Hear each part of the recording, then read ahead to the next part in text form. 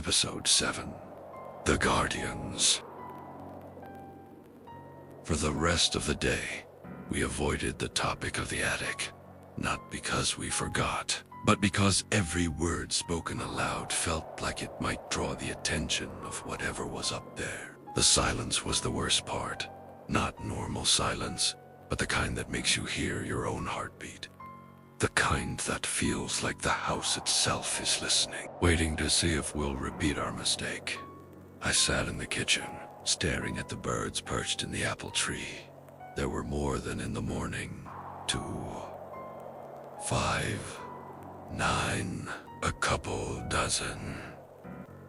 All lined up perfectly, as if Aaron had all facing the window, facing me. They know, I muttered. Ethan walked in, pretending to be calm and failing. Know what? That we opened the attic. Ethan swallowed hard, his hands clasped together. I had never seen him look so small. They're just birds, ain't I? No, I said, stepping back from the window. They're warning us. The rule says they're guardians, he said quietly. Maybe that actually means something. He leaned over the sill and poured out some birdseed. The birds didn't move, didn't hop closer, didn't even blink. It wasn't food they were here for. They're watching us, I whispered. I think so, Ethan answered softly. Silence filled the room until Ethan spoke again. Hina, I turned.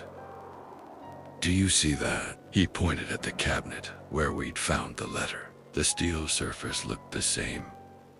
Cold, scarred, but something was wrong.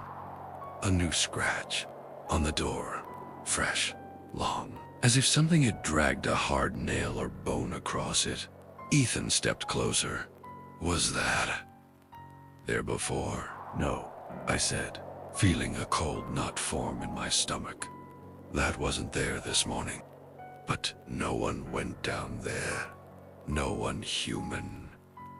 And then, from the basement, a sound, not a footstep, not tapping. The cabinet door inside clicked shut, gently. Ethan backed all the way to the wall. Anna. I know. I moved forward slowly.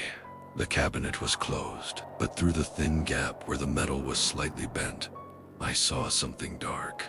A shadow with shape. I stepped back immediately.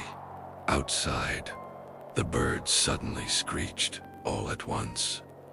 A warning, a shrill, terrified alarm. That evening, when we were closing up the kitchen, I saw something else. On the list of rules, right under the new Rule 6, there was a dot, small, fresh, the beginning of another sentence.